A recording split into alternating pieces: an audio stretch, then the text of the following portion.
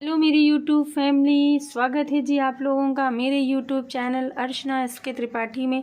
आज मैं आप लोगों को बहुत ही मतलब ऐसा एक विषय में बात करने जा रही हूँ जिसको मैंने खुद भी किया हुआ है अपने जीवन में। कई लोगों को पंडित जी ने करवाया भी है मेरे जो हैं, और मैंने उनसे पूछा भी इस विषय में। मैंने पूछा था, मतलब इतना कारगर उपाय है ना, इतना कारगर है, आप लोग करेंगे तो खुद ही सोचेंगे कि एकदम सही तरीका है ये।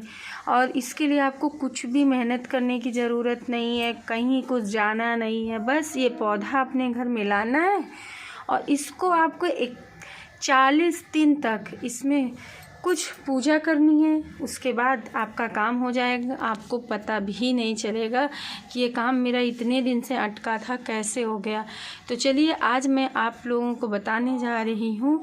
ये है बरगद का पेड़, बरगद का मेरे यहाँ पौधा है। ये हमारे यहाँ पूजे वाले सारे पौधे लगे हुए हैं, ठीक है। ये बरगद का पौधा है।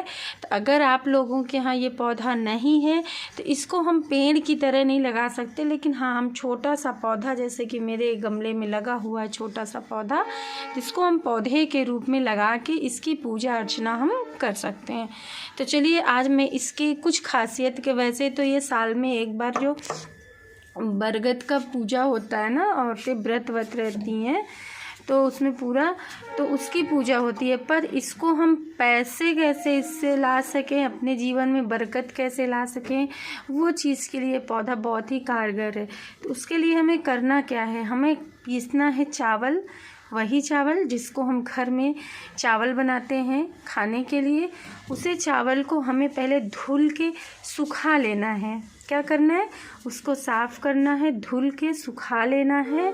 और सुखाने के बाद हम मिक्सी जार को अच्छे से साफ़ करके, क्योंकि ये पूजा के लिए है तो उसमें सफाई बहुत ज़रूरी है, तो एक हम जार में खूब अच्छे से उसको साफ़ करके सुखा के उसमें चावल को पीसेंगे। चावल को पीस करके एक अलग डिब्बे में हम रखेंगे और एयर टाइट में रखिएगा, ताकि हमारा चावल चाले। अगर आप थोड़ा थोड़ा करेंगे 10-10 दिन के लिए तो थोड़ा थोड़ा करिए। 1 कटोरी लेंगे, 1 कटोरी का चौथाई तो भी हो जाएगा, 1 ही चम्मच डालना रहेगा। पर मैंने तो 40 दिन का इकट्ठा ही पीस के रख लिया था। तो आप 1 कटोरी चावल जो है पीस लेंगे, अगर अच्छे से पीस लेंगी, लड़का लड़की सबके लिए है, लेडीज़ औरत जेंट्स सबके लिए है ये नियम। तो आप उसको पीस के एक डिब्बे में साफ़ करके डिब्बा उसमें रखिए, और उसमें हल्दी, जो मार्केट की हल्दी होती है ना, आप साफ़ सुथरी वही हल्दी ले सकते हैं। अगर आप गांठ की हल्दी पिसवा के रखते हैं तो और अच्छा है, तो आप उसको भी ले सकते हैं। और करना क्या है, हल्दी और चावल का जो हमने पाउडर बना लिया है उसको मिला देना है, ठीक है। मिला के एक डिब्बे में भर लेना है।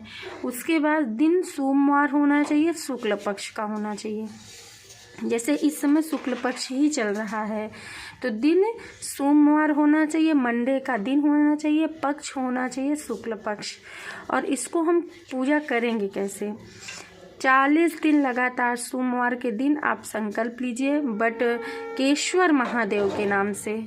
जो बरगद के पेड़ के पास आप बैठिए, उनसे प्रार्थना करिए। ये कर्जा, जिसके ऊपर बहुत कर्जा हो जाता है ना, वो इस प्रयोग को करे कि हमारा कर्जा उतर जाए, जीवन में बरकत हो जाए, हमें कोई दुश्मन लोग परेशान ना करें पैसे कौड़ी के लिए कि आप हमारा दो, हमारे पीछे पड़ जाएं, हमारे सम्मान के पीछे पड़ जाएं। तो ये सारी चीज़ें नहीं होती हैं और कर्जा आपका उतर जाता है, आपके जीवन में बरकत होने लगती है। तो बरकत के लिए है ये मेन इसका उद्देश्य यही है कि कर्जा उतर जाता है। कर्जे से मुक्ति पाने के लिए लोग ये प्रयोग करते हैं, ये पूजा करते हैं। तो आप मंडे के दिन बैठिए, आइए, लोटे में आप 1 लोटा जल लीजिए, उसमें थोड़ा सा 1 चम्मच यही जो मिला हुआ हल्दी पाउडर चावल का है इसको मिलाइए उस लोटे में, और एक बत्ती तैयार करिए दीप जलाने की। अगर दीप नहीं तैयार कर पा रहे हैं तो अगर वो धूप बत्ती आप जला दीजिए और उसको लेके आइए, बरगद के पेड़ के सामने जल को चढ़ाइए और वहीं पे संकल्प संकल्प लीजिए अपने मन में, पानी ऐसे हाथ में रख के और अक्षत उक्षत रख के बटकेश्वर महादेव का नाम लेके कहेंगे, हे बटकेश्वर महादेव, मैं ये 40 दिन तक आपके यहाँ जल चढ़ाऊँगी चावल हल्दी का, और प्लीज़ आप मेरी इतनी मनोकामना पूरी कीजिए कि जिसका भी कर्जा है मेरे ऊपर मैं सबका कर्ज उतार सकूं। मुझे इतनी बरकत दीजिए, मुझे इतनी तरक्की दीजिए, हमारा स्वास्थ्य अच्छा रखिए, हमारा परिवार सुरक्षित रखिए, ताकि मैं इन सारे कर्जों से मुक्ति पा सकूं। ये संकल्प लेते हुए आप अपना उस दिन से 40 दिन लगातार, जैसे औरतें करेंगी तो वो 40 दिन तक नहीं कर पाएंगी, बीच में उनका जो है वो खंडित हो जाएगा।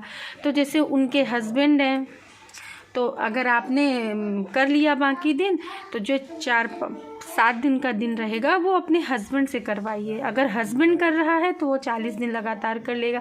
लेकिन अगर कोई कुंवारी लड़की कर रही है किसी मनोकामना को लेके, कि हर मनोकामना को लेके लोग करते, खास एक कर्जे के लिए, बाकी किसी भी मनोकामना के लिए आप कर सकते हैं बटकेश्वर महादेव का नाम लेके। तो कोई लड़की कर रही है कि मेरी शादी हो जाए, मेरी नौकरी लग जाए, या मैं एग्ज़ाम पास हो जाऊं, तो वो 40 दिन तक अगर बीच में नहीं कर पा रही है तो वो अपनी माँ से करवा सकती है।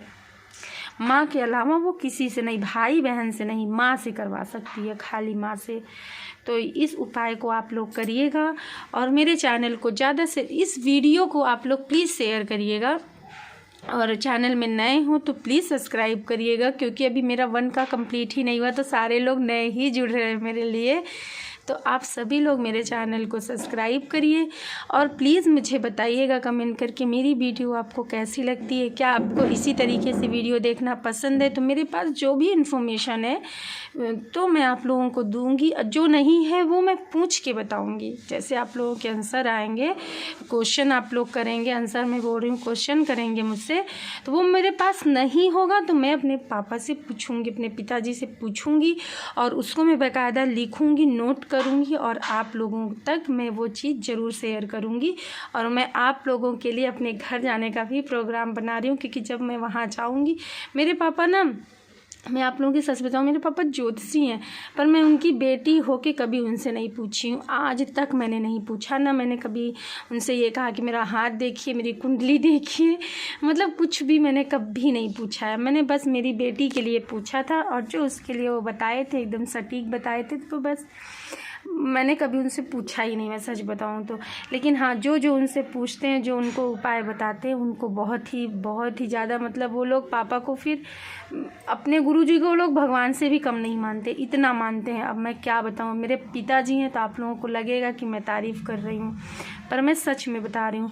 तो जो मुझे पता है उसे तो मैं शेयर करूँगी ही करूँगी, लेकिन जो मुझे नहीं पता है वो मैं पूछ के आप लोगों के जवाब, जैसे आप लोग मुझसे मांगोगे आंसर, तो मैं आप लोगों को प्रोवाइड करवाऊँगी अपने चैनल में, लेकिन मैं पूछ के करवाऊँगी, करेक्ट करवाऊँगी। मैं इधर उधर की चीज़ें आप लोगों के साथ कभी शेयर नहीं करूँगी, क्योंकि मुझे पता है इधर उधर चीज़ें ना मैं करना पसंद करती हूँ, ना मैं किसी को बताती हूँ। तो जो होगा ऑनेस्टी से होगा, जो उपाय बताऊँगी, जो कारगर होगा, जिसमें ऑनेस्टी होगी, कोई जोक टुटका नहीं होगा, वही सब चीज़ें आप तक आएंगी। तो चलिए, मेरे चैनल में बने रहिएगा। Bye bye, thank you. जय हो बटकेश्वर महादेव की, जय बाबा की।